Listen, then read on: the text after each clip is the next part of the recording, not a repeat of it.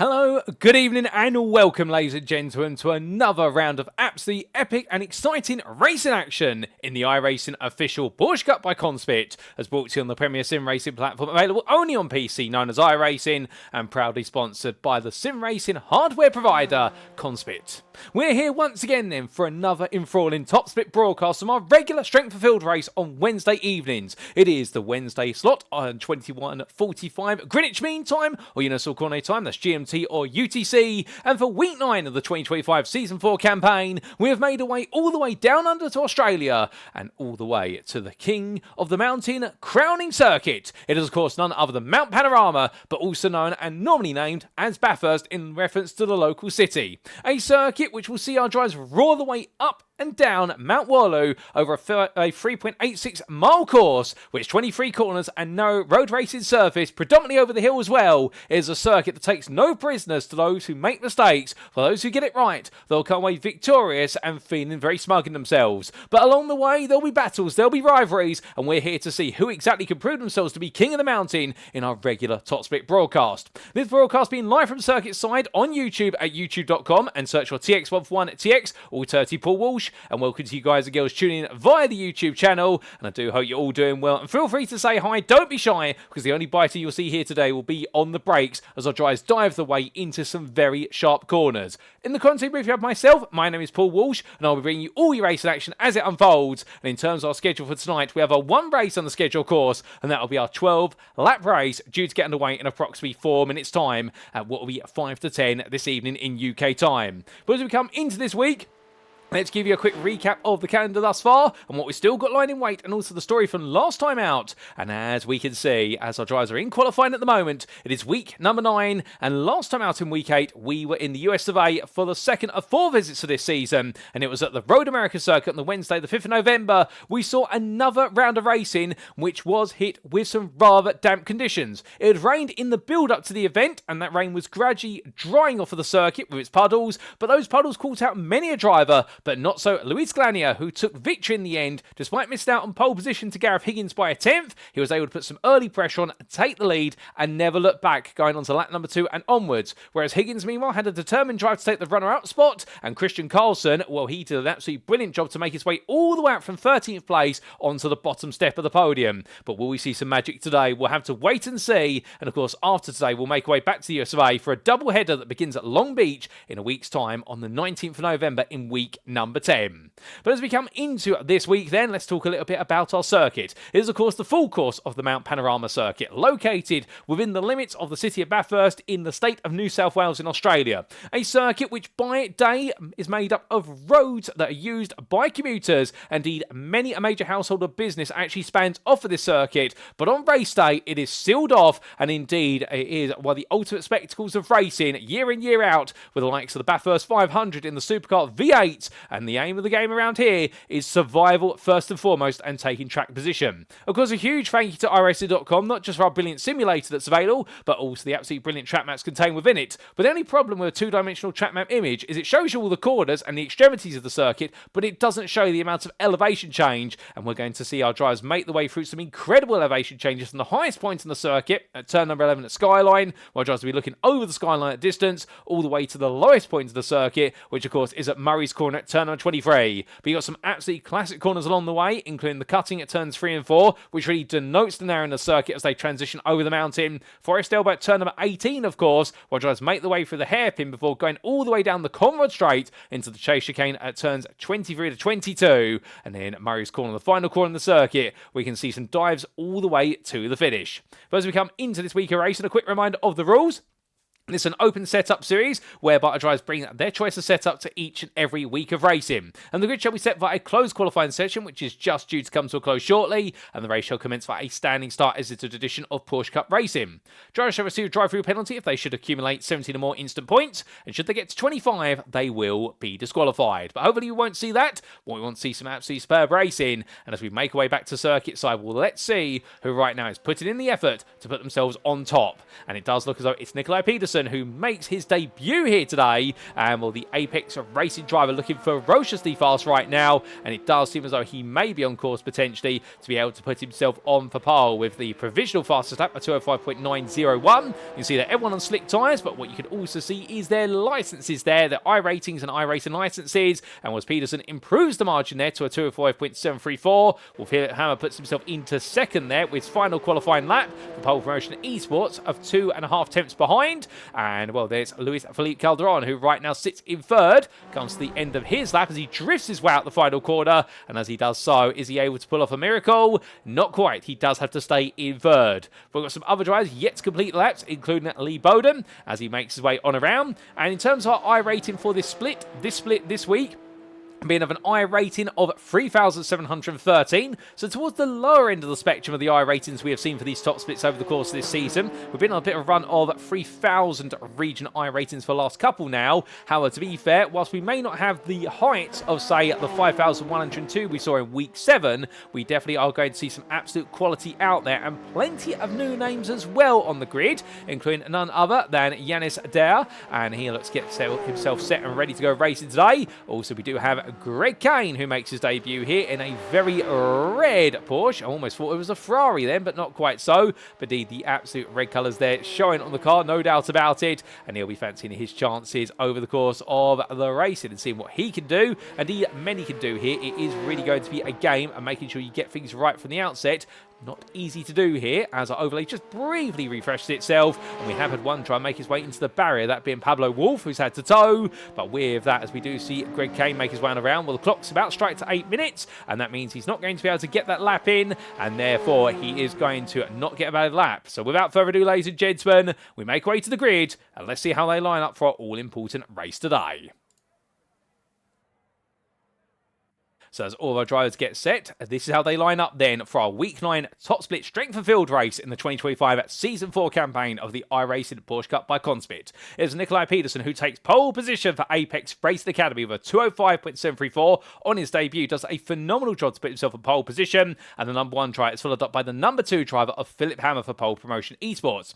Luis Felipe Calderon starts in third there for Project Latam Racers, just ahead of Lucas Riez, with the Polish driver there starting fourth, and once again putting himself on the second row of the grid. He makes a habit of that whenever he does make his way to these top split races, and he's ahead of newcomer Till Norwig, the German driver there, who starts 5th, 8 tenths off a pole, but to be fair, 6 tenths faster than the man who starts in 6th. Home circuit for him, and that is Jared Knight of HTS Racing.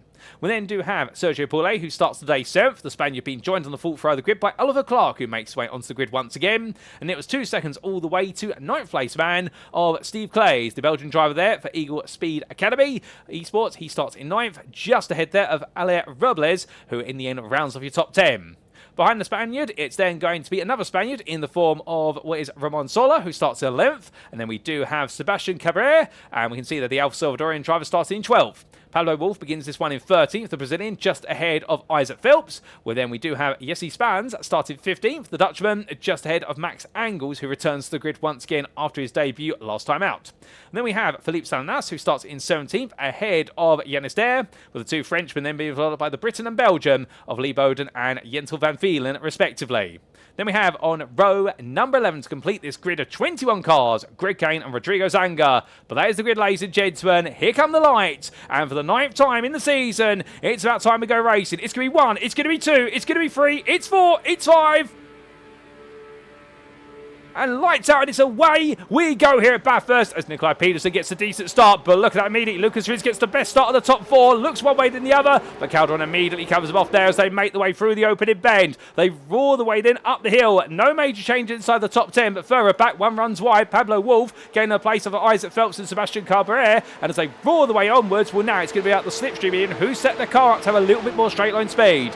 Move looking around the outside. There's Till Norwig trying to go all in. In fact, that's Jared Knight there trying to go around the outside. Let me correct myself, but Norwig is going to beat him under braking. Has the confidence there despite cold tyres and cold brakes, but is showing no signs of shuddering or understeering wide. But up towards the cutting they go, and at this point, if you're not into a single file formation, you need to be very quickly, because otherwise you're going to find yourself in trouble. But all 22 of our drivers have made their way safely through the opening few corners. A couple go deep at the cutting, but everyone just about survives it as Philippe Salinas then moves up the inside of Yanis Dare, and these two continue to fight the Frenchman, as now it's going to be Dare tucking in behind. And Sanas's teammate moving a bit further onwards as Rodrigo Zanga and Greg Kane, meanwhile, they also queue up. So all of our drivers right now settling in, starting to form their little battles between each other, because we've got 12 laps of battling around here, and it is going to take some time, and it will gradually build up to a bit of crescendo. As that heading over Skyline there is none other than Roman Sola, as he has made his way past Jentel Van Vielen, and Sebastian Cabrera has also found their way past the Belgian driver. I believe Dan Van Vielen had a bit of a slow run coming from McPhillamy Park, and therefore has had to fall backwards, and we'll try and get a replay of that when we can. Looking up the inside there is Phelps on Pablo Wolff, but Wolff in the end holds his ground, doesn't make any mistakes there, and on to Conrad they roar. But as they do, now Phelps is into the toe here, trying to break his way into a limit place if he can, but Steve Clay is just in front there, will be pulling Wolff along, and we're trying to help him out essentially. It's going to be a favour for a favour, as everyone tucks into the toe of each other. Nobody really gains any time. Albeit Phelps fancies his chances here in the grid and go car, but can he go all the way around the outside? He's going to try to into the chase, but you can see there, Wolff goes defensive. Switchback, Wolff goes onto the grass, and around the outside, a bit of contact there, and that's going to send Phelps sideways into the gravel, and Phelps is going to be fuming at that one as he tried to get the power down, but in the end hasn't quite worked out as the field separates around him. Everyone takes evasive action, and Pablo Wolff now under pressure here, but Jentel Van Vielen, who goes up the inside. It's too wide then onto lap number 2 for them, and the fight for 12th place doesn't stop. It continues as meanwhile here comes Sebastian Cabrera, who's going to look up the inside, 3 wide here into Hell Corner. Well, is it going to be Hell or is it going to be Heaven for Jentel Van Vielen? He just about holds on, but it's going to be more contact. Elbows out, they get their elbows out way too much there, and in the end, well, it's going to be Sebastian Cabrera who's then off the road. He rejoins, but he's going to be absolutely frustrated at that one, and well, some bad tempers there, and Van Vielen definitely there getting his elbows out a bit too aggressively, I say. But as they head up the hill, 2 by 2 behind, Wolff and Angles fighting, then Zanga and Sanas, but in the end they're going to have to settle it down, and it is going to be Zanga who gets ahead of Sanas as they make the way in towards the cutting for the second time of asking. But as we look a bit further up the order, let's come back to your leaders. Nikolai Pedersen right now leading, but Philip Hammer, despite the fact he qualified almost 3 tenths off, well, Hammer's there right there with him as they make the way across turns 8, 9 and 10 again. So these drivers right now all starting to put a bit of mental pressure on each other. Philippe Calderon is also there, and Lucas Riz as well. Your top 4 is starting to break away, and until Norwich is in a bit of a lonely 5th place at the moment, trying to make sure Jared Knight doesn't get any closer. But I get the feeling right now that the home hero here today, being tuned into and watched by Corey Lazarus, another home hero from the Oceania region. I hope you're doing well, Corey. Appreciate it is the morning where you are at the moment, but glad to have you tuned in. And we'd love to see you on the grid, no doubt about it, good sir. But as always, drivers coming through, Jared Knight representing Australia today, and he's looking quite good right now. Sparks fly as he grazes the wall out of Forest Elbow, and he is within attacking distance until Norwich, if he can stay within the toe over the remainder of the race. As we look a bit further back, oh, car to the wall there, there's a bit of damage as well. That, I believe, is Rodrigo Zanga who gets the car round in the end, but he's being escorted around, I suspect. We're going to have to try and find out what's exactly happened to him, as he gets it back together right now. It's definitely not been a happy moment for him, and indeed we've had a bit of frustrating moments for several drivers. Yes, he spans as well. He's under a bit of pressure of Lee Bowden, and Sebastian Cabrera is currently in the pit lane awaiting repair work to the car. Bit of a story there as, hold up a second, that is Jentel Van Vielen. We've had some drama. This car's rejoining all over the place there as they make the way out of the chase chicane. Our camera's not been too obliging, but we can seem to see some of the drivers who might have been involved with it. Greg Kane and Yanis Dera there, as is Isaac Phelps. We're going to need to get a replay of that as Phelps gets his elbows out there, cutting up the inside. And right now we do encourage them to keep it clean. We've also got Pablo Wolff having a rejoin. He's off the road there, slightly obscured by the timing tower. A lot's happened. We need to understand what exactly has happened. And we'll get a replay very shortly, ladies and gents. But in fact, we're going to kick off with a replay of the race start. So this was our drivers getting underway. We looked to the front of the field again in this, and it was a good start from everybody involved here, with Nikolai Pedersen in the end absolutely nailing the start versus Philip Hammer. But you can see Lucas Riz cutting one way than the other, but unfortunately being boxed in by Philippe Calderon, who saw what was coming. The rest of the field then made its way in towards turn number 1. A few 3-4 wides in the mid-pack. And as they all made the way through, everyone was relatively calm there, and nobody really making any significant mistakes, at least initially. So the question you might be asking is, when exactly did it go wrong for drivers? And this is when we begin to find out. With Sergio Paulet, one of our drivers who's right in the midst of it, well, he was making his way down towards what was the chase. He went into the braking zone here. Well, what exactly went wrong for Sergio? And the answer is a big lock up there. Went straight on lap number 1. And as he made his way to the grass, the number 5 driver had to rejoin there. But it all went slightly wrong. We also had this on the open lap for Yanis Dare. And as he made his way towards McPhillamy, I think this was the driver who in the end went out wide and lost several places into Skyline. And, well, a bit of understeer there on initial entry. Oh, my goodness, bounced off the exit curb there. And that is how we did see Yannis Der being passed by Rodrigo Zanga and also Jentel van Vielen trying to make some progress, but couldn't quite find it initially. And Ian had to wait behind. We also had this for Isaac Phelps on the opening lap. This was battling side by side. This was the brilliant fight he had at the time with Pablo Wolff, but in the end it just pushed it a little bit too hard. And Wolff came back on, and in the end decided to push even harder. And that was the contact between them. And we then had this madness on lap number 2 for Sebastian Cabaret, as he made his way up the hill, battling with Jentel van Vielen. And I think felt as though he was turned there by Cabaret, which I would argue not so. But then again, I'm a commentator, not a steward. The stewards will have the hard work to do. And in the end, well done to Sebastian Cabaret, who managed to keep it on the road. That was not easy for him. We did have him have a bit of a technical issue afterwards, but we also had this on lap number 2 for Rodrigo Zanga, who was at the time all over the back of the driver in front of him, under braking, however, into Forest Elbow, car up the inside. And in the end, well, that was unfortunate. Oh, goodness me, and that was almost contact there with Isaac Phelps. There was a rub, but Rodrigo Zanga being turned around there, and I believe that was Philippe Salinas who made the contact, unless I'm mistaken.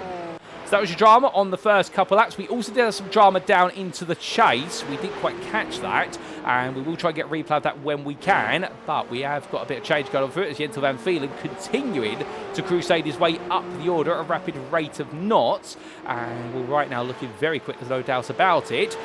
Right now he's on the back of Ale Robles, I should say, as the Spaniard looks to try and keep the Belgian behind. Oh my goodness, a big knock to the back there of Robles' car as Van Vielen carrying a lot of speed into McPhillamy Park, and that's completely slowed him down as they make their way too wide into Skyline. Sergio Poulet backs off there, doesn't want to make any mistakes whatsoever, but that could have been even tighter. And Jentel van Vielen right now started all the way down in 20th place, and well, something tells me that right now he's got the pace to be right up the front. Given he's the number 7 driver, makes a look to the inside there of Robles, and as he makes way out the corner, that's another place gained, but now it's going to be the game of the draft as Sergio Poulet looks one way, then the other. Can't wait to find a way through at the moment, and understandably, I think right now is very eager to make an impression as Van Vielen tries to get the two drivers behind him to fight each other rather than chase him down. And so far, his sharing of the slipstream is proving to be successful. Poulet's going to be up the inside then, coming into the chase, but as they make their way into the brakes, he will get the move done under braking, and that's Jentel van Vielen in 8th ahead of Sergio Poulet, with Ale Robles in 10th place. But as they make the way towards the end of the lap, we take a look back at some more of the drama on what was lap number 2, including this is what happened to Steve Clays. And I think this might have been at the epicenter of what we saw slightly off camera here at the chase chicane. As he exited the corner, ran wide, rear of the car let go there, so he went sliding off the road, and that's how he lost all the places. Meanwhile, Pablo Wolff then made his way unpassed. What exactly happened to Pablo Wolff here? Because he was off the road at the final corner. Well, in the end, went on the brakes, took a little bit of grass, rear of the car came round as a result. Oof! Goodness me, a big hit to the barrier there, and that would have done quite a bit of damage to the suspension. I think for Wolff, his race would have been in arrears at that point. He tried to carry on, but I don't think he was able to, and that's why he parked up the car to tow it to the pits. Suspension damage, and unfortunately a retirement for him, as it has been for Isaac Phelps, and we do currently have Sebastian Cabaret in the pit lane after his altercation, of course, that we did see with Jentel van Vielen at the start of lap number 2. But there's been plenty of drama further down the order. At the front of the order, your top 3 now are starting to move further away from Lucas Riers, who has been left behind. But it's still Pedersen ahead of Hammer and Philippe Calderon, and they are all within half a second of each other, respectively, from car to car. As we do say hello there to Grilled Pixels, who wishes the best luck to all the drivers and says that he's quite not feeling up to the task state of racing. He's feeling quite unwell, and therefore he's decided to rest. A good call there, Grilled Pixels. Hope you feel better soon, good sir, and we can turn that frown upside down into a slight smile for you with the racing we've got here, although we do miss seeing you out on circuit. Indeed, the Pole Sim Racing team as well, who aren't out there. And also we say hello there to Fabian Ming in the YouTube chat, who is wishing the best luck to everyone and has also hurt his hand, so he's not going to be able to go racing for some time. Sorry to hear that, Fabian, but I do hope you're able to come back sooner rather than later, because it's not quite the same when we don't have you, and indeed Grilled Pixels on the grid as well. And indeed we do have some fan favourites out there. I'm not allowed to have favourites, to be fair, but the fact that we've been doing this now for almost 2 entire seasons, and it's been great to see so many of you become regulars on the grid and get involved in the YouTube chat. That is what these Top Split broadcasts are all about. Fan favourite drivers, regular names, and also some absolutely brilliant individuals, yourselves included, tuning in today, getting to watch all the racing week in, week out. But as our drivers carry on here, right now our top 3 definitely staying close. Lucas Riz, meanwhile, he'd love to be a bit bit closer, I think. He's not. Meanwhile, getting close here. Till Norwig under pressure on Jared Knight. As Knight here looking for an opportunity to move into 5th. Cuts back here, tries to get the better run. We jump aboard with the dashboard camera.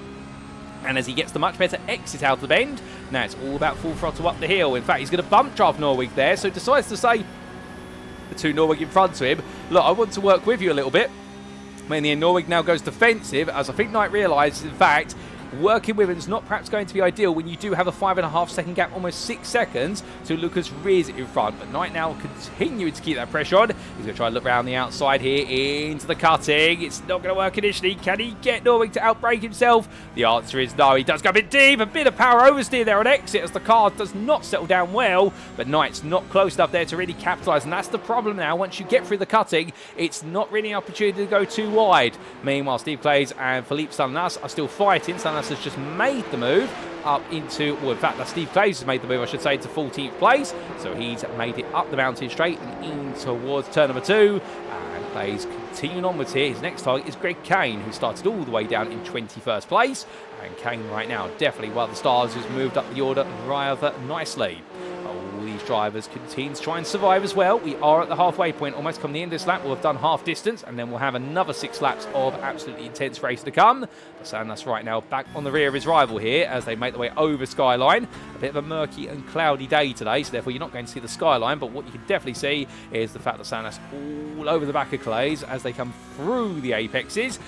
Down into Forest Elbow. He's going to back off here. The natural concertina effect and the dirty air. You don't want to be too close. What you want to do, in fact, is prioritise a little bit of distance and therefore get the best possible exit. Well, he does, but Clays also gets a great exit there. So the Belgian driver right now making sure the Frenchman has to stay behind a little bit longer. Gap was 4.5 tenths there as they made their way onto Conrod, and I suspect that gap will come down to about 2 tenths by the time they hit the braking zone for the chase chicane. But it's going to be no closer. And in terms of the speeds they're carrying down here, well, in miles per hour, they're going into that braking zone with the slipstream at 175 miles an hour. One of the biggest and most high-speed runs into a braking zone in the world, ladies and gentlemen. And well, remember, these cars have no ABS, no anti-lock braking system. All the brakes are modulated by the driver. And the fact that they're not locking up here goes to show you just how good these drivers are, because it is so easy to lock up the brakes of these Porsche 992 GT3 Cup cars, but no lockups there for Stanislas nor Clays, because they're driving right on the limit, and they are at the limit of their expertise.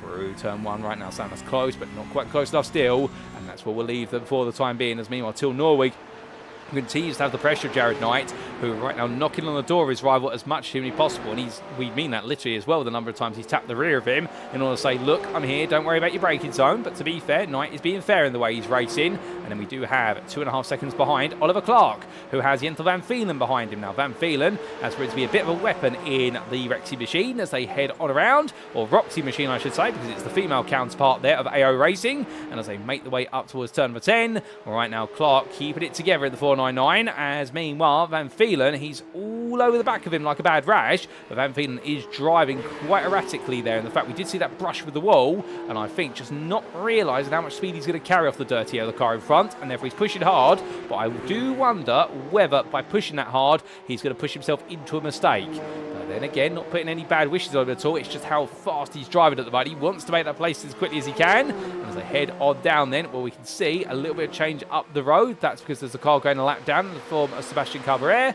But meanwhile, Van Pheelen here all over the back of Clark. He's so close at this point. He's now going to look to the inside here, in towards turn number 20. It's too wide, into the right-hand kink, and in the end, well, Van Pheelen gets ahead, and Clark does not fight it with the overspeed that Van Pheelen's picked up. Understandably, he's going to let it go, and Van Pheelen now moves into 7th place. Having started 20th, he's on a charge. Can he get into the top 5 before this is all over? Well, gut instinct says, with the fact the top 5 is only 3.5 seconds away, probably yes. However, Norwig and Knight are not going to make it easy, to be fair, because they've been fighting each other quite hard, and I can imagine when a third player joins that battle and Oliver Clark is bulldog, they're going to make an absolute mountain of an anthill for Van Pheelen to try and climb over. They're going up the hill. Well, here they roar once again, and well, we can see there the battle for 5th place into the foreground of the camera shot becomes our focus, as right now Norwig and Knight 2.5 tenths by the time they get to the braking zone here for the right-hander at turn number 2. But no difference to Oliver Clark, meanwhile, on the back of Pheelen. I think he's feeling as though he could potentially go for a move, but dares not dream to do so in the end. Just as simple as I think he respects the fact that the Belgian driver in front of him is the faster driver at this point. So where would be the value in fighting a driver who could actually pull you up to the next pack of cars and therefore get you involved in the fight for 5th place? And well, key to Oliver Clark is door number 9. A 5th place there is going to reward him with a bit more iRacing compared to finishing 8th place. Because remember, the door numbers on the drivers, those show their respective I-ratings compared to each other. So number 1, you are the highest I-rated driver in the lobby. Meanwhile, the highest number, which in this instance is 22, held by Jesse Spans today. Well, that means you are the lowest I-rated driver, and therefore the delta amount of I-rating you could gain changes based on your door number and where you finish. Where if you're the lowest I-rating driver, you can gain a lot more I-rating compared to your number 1 driver here, who unless he wins the race, is at a very high likelihood of not gaining any I-rating or losing some instead.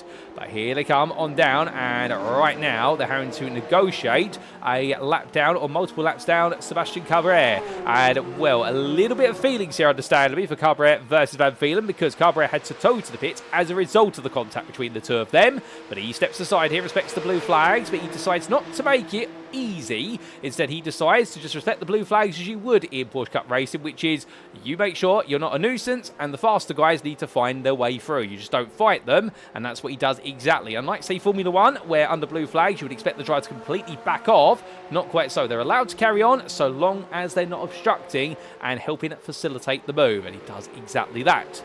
As they make the way towards the end of a lap, well, on to the next lap already is your top 4. Here they are, and Nikolai Pedersen right now leads, but the fastest lap is in the hands of the man who chased him, Philip Hammer, a 205.65 at this point. And the fastest laps continue to oscillate. The gap between the two of them in terms of lap times is a 10th on average, whereas Luis Felipe Calderon is normally 2 tenths a bit further back. So therefore, you can definitely see right now those top 2 are starting to bolt away a little bit. Well, it is minor margins, but to these guys, those are huge margins. A 2/10 gain per lap when you are this close in competition is the equivalent of a whole second when you look at, say, lower splits by comparison. And Lucas Rears, we feed them the same. There's the fact the gap has opened up to Rears to 1.7 seconds. It will feel as though this is slightly crushing now because he was able to stay with them for the first 3 laps, but now he is starting to feel his pace, which on average is 2 to 3 tenths slower than Felipe Calderon, is now starting to be exposed a bit more, and he's not able to stay comfortably in the tow as much, and that's what's cost him the ability to come back to life on the straights by comparison. But he's just got to stay out the wall, because you never know. All these drivers right now driving so close to those walls, it only takes one minor mistake. It takes inches of a missed braking zone or a turning point, and suddenly you could be in that barrier and your race could be over, and that's what they've got to be ready for. That's the excitement of racing at Mount Panorama. It's not just the thrill of drivers battling on circuit, but the thrill at any moment somebody could get it wrong. But you want, of course, to see them all get it absolutely precision perfect right. As we come back to Sergio Poulet, who started all the way in 7th place. Right now we can see him on the back of Oliver Clark, and Clark right now doing well to hold on to 8th place, with Van Veelen having left these two now for 1.3 seconds, and Poulet there or thereabouts with Ale Robles meanwhile a little bit further behind by the best part of 6.2 seconds. He's not really able to get involved here, is the Spaniard, who's got quite a bit of damage on the rear of that car, and therefore I think that's cost him a little bit of straight line speed, if not rear stability in the corners, particularly in the likes of the chicane, and therefore it might just be holding him back as Ramon Sola is gradually closing the gap in the number 16. He's fancying his chances here for a top 10 finish. I think he'd be very happy if he was able to pull that off today. Indeed, in these top splits, if you're a door number beyond number 10 in terms of your 11 or higher and you finish inside the top 10, that can have the feeling of feeling as though you've won today, just for the simple reason, not just the I-rated, but the feeling the fact you are a top 10 finisher, and for at least that split you are part of the top 10 in the world. But meanwhile, we have a black flag for Rodrigo Zanga, and that is for instant points as he's had a spin, and it's gone very wrong for Zanga. But why has it gone wrong? Here's a replay to explain. So making his way down in towards the chase, went onto the brakes here, and as he did so, I get the feeling the rear of the car is going to step round him. Yes, he does. A bit of an aggressive downshift, and in the end, the car comes round before it's ready to come round, and well, the tyres are not gripping up at all, and therefore Zanga's race going in the wrong direction. But back to your live racing we come, and as we do, we look back to Oliver Clark and Sergio Poulet as they make the way over the mountain for the 10th time of asking. 2 more times they'll need to do it after this, and right now Clark is under huge pressure as we look back for the rear of your number 9 driver in 8th place, and Sergio Poulet obscured partially by the rear wing.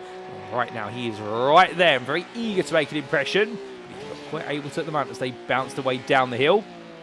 And Clark here absolutely holding it together as he runs a bit wide there through the dipper. And well, that's going to give Paul an opportunity. Too wide, they come into Forest Elbow. Surely they're not going to go too wide into the braking zone. No, they won't. And Oliver Clark then lifts out there. If he carried that on, that would have been absolutely on fingernail edges with regards to those drivers. And when then Sergio Paulin makes his way on past and moves up into 8th place. It was a nail-biting moment, but Sergio Paulin in the end sees the opportunity. And Clark just makes a tiny error. Dips slightly wide at the dipper. But that error was enough to cost him the position, and now he's got to try and come back. They are equal pace, these two, and right now Clark's got to see whether he can contend with the dirty air of the driver in front, and if so, whether he feels comfortable enough to deal with it. Meanwhile, back to the front of the field, Nikolai Pedersen, 9 tenths to the lead, new fastest lap race in his hands, a 205.626 versus a 205.812 for Hammer, and meanwhile Luis-Philippe Calderon, a 205.93. So therefore it does seem as though Pedersen has been saving the best till last, as they say, and he wants that gap to be just a little bit more. He wants to get it to a second if he can. He'll just feel a little bit safer if he's able to do so, but it's much easier said than done. Drama for Steve Clays. Clays has found himself into the grass and then the gravel at what is the chase. But as he makes his way out of it and brings some gravel back onto the circuit, he rejoins with Yannis Dare making his way around the outside. Lee Bowden also thinks about it. He's not going to be able to make the move happen. He's going to tuck in behind. But how exactly did it go wrong for Clays? Here's your answer. This was coming down and in towards the braking zone by himself. Looked comfortable, but where exactly did it go wrong? Took a bit of apex curve, but I think that might have been a bit too aggressive a downshift as well, and the rear of the car just unsettled there and came round them quite quickly, and he proceeded to immediately rejoin. Back to your race we come, and as we do, onto the penultimate lap for many. And well, Yannis there under pressure of Clays, who's trying to come back at that place for 15th. Looking up the inside here, in towards turn number 2. Can't quite find it, has to wait his turn instead. And meanwhile, Lee Bowden still watching and waiting in the wings here, the number 18 driver. No real opportunity at this time as they make their way into the cutting. They're all going to stay together. That's going to be a look up the inside there from Clays. He really is eager here. Dare goes a bit wide, but he'll defend the inside here as they make their way through turns 5 and 6. And he will naturally hold the position as they come through the blind run of 7. And goodness me there for Steve Clays. He would have only literally been looking at the back of Dare's car. He would not have seen anything else. But Yannis Dare just holding on thereabouts as that gap opens back up. Meanwhile, looking back to the fight for 5th, this is Norwich versus Knight. Knight's finding an attacking position here up the inside, but Norway's going to defend now the inside into the first part of the chicane. Can he get it stopped in time? Yes, he can. And Knight in the end cuts back one way, then the other tries to go around the outside, but in the end runs out of road and finds himself a brief patch of gravel instead. But the intention is there, and now he'll try and do it on the final lap of this race. New fastest lap race for Philip Hammer, your race leader then. And Nikolai Pedersen makes one to the final lap with Hammer in tow, and Hammer gained 2 tenths on that previous lap, but it's 6.5 tenths then as they make the way out towards turn number 2 with Luis-Philippe Calderon meanwhile 1.2 seconds back, not really close to get involved. And Hammer right now, is he really close enough? Well, if he wants to be close enough, he needs to be really within 4 tenths come the exit of Forest Elbow now. It's all going to be made or lost on the mountain. And at this point, Nikolai Pedersen, all he needs to do is maintain his pace. Arguably, he wants to open up that gap, but if he can maintain his pace over here, it's Hammer who's got the prerogative to have to deal with the dirty air as he rolls his way over the mountain. We jump aboard here with Hammer as he continues that chase. We ride on board for the entirety of the mountain segment, and you see how close Hammer is getting to those walls as he comes through into turns 8, 9 and 10.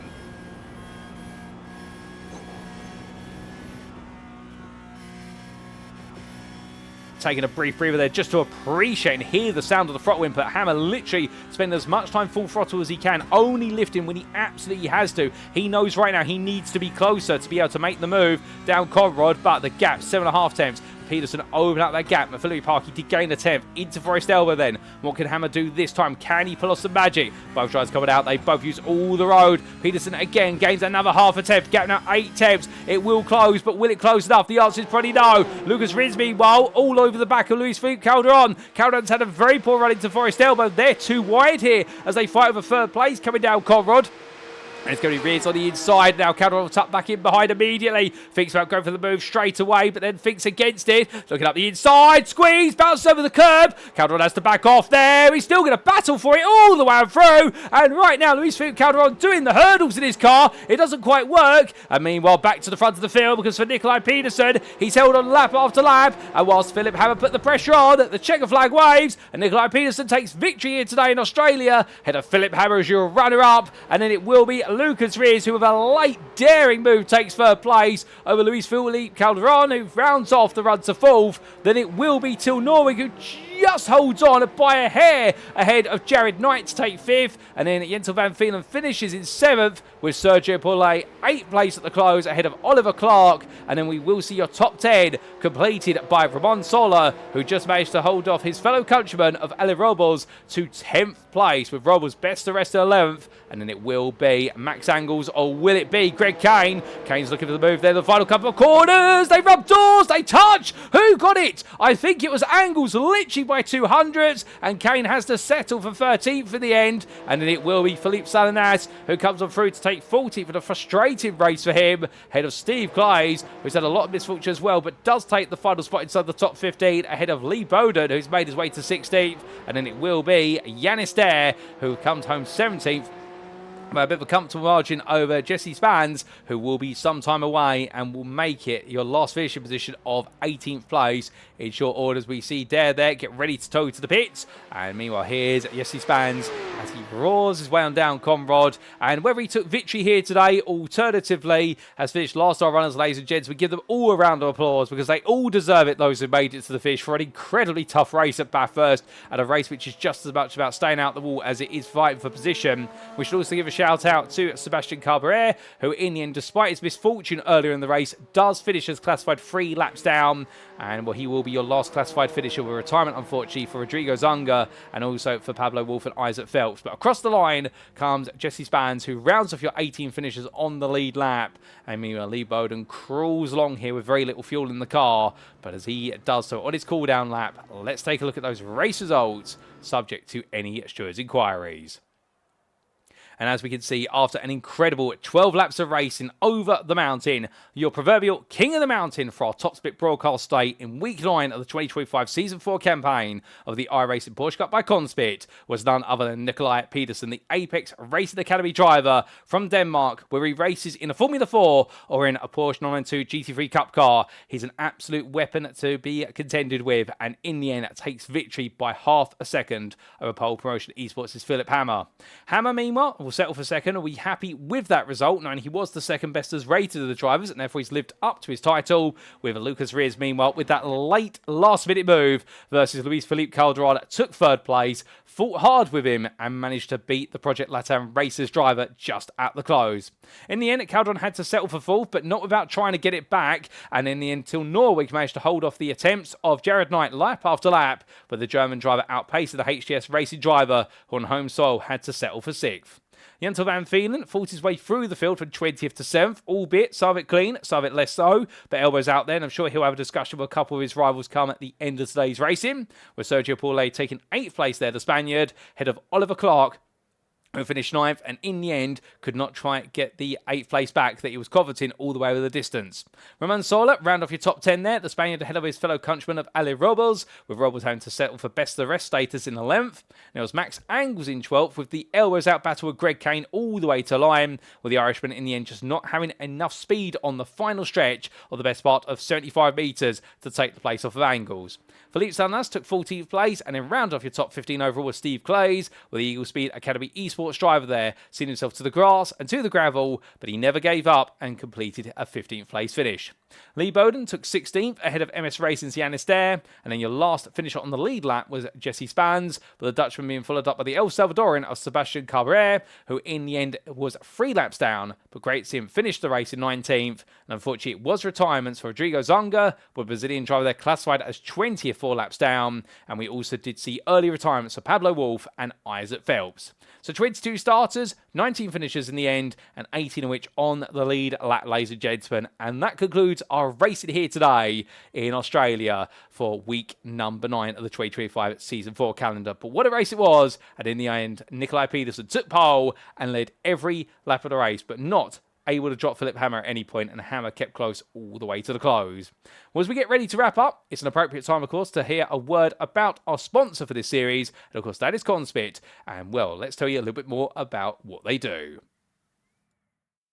If you are looking to take your sim racing to the next level, then why not consider CONSPIT?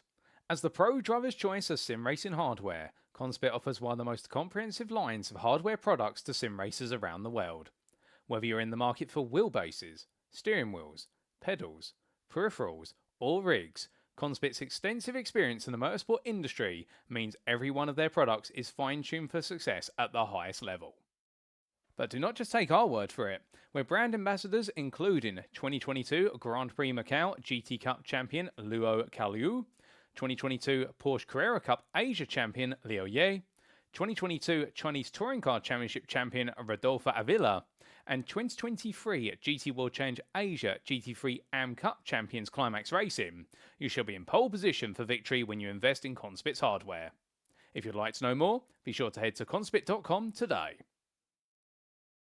And so 3 weeks of racing remain, and next time out to week number 10, we make our way back to the US of A, and it is to the street circuit. The accurate Grand Prix of Long Beach awaits. The walls are close, and over 1.96 miles, it will be the question of who can put it on pole and stay there over the distance. But should they get it wrong, they may find it's not just a place that's lost, but it is their right to race that goes to the pit lane. But come tune in then, next week on Wednesday the 19th of November 2025, as we continue the story of the season for the iRacing Porsche Cup by CONSPIT. But until then, you've been tuning in to the official series on iRacing for the Porsche Cup Racing Machine. I've been your host and commentator, Paul Walsh, also known as TX141 or Britain a Spit, depending on what media you follow me on. And until next time, remember to stay safe, stay well, stay smiling, and most importantly, ladies and gentlemen, remember to stay on track. Good night.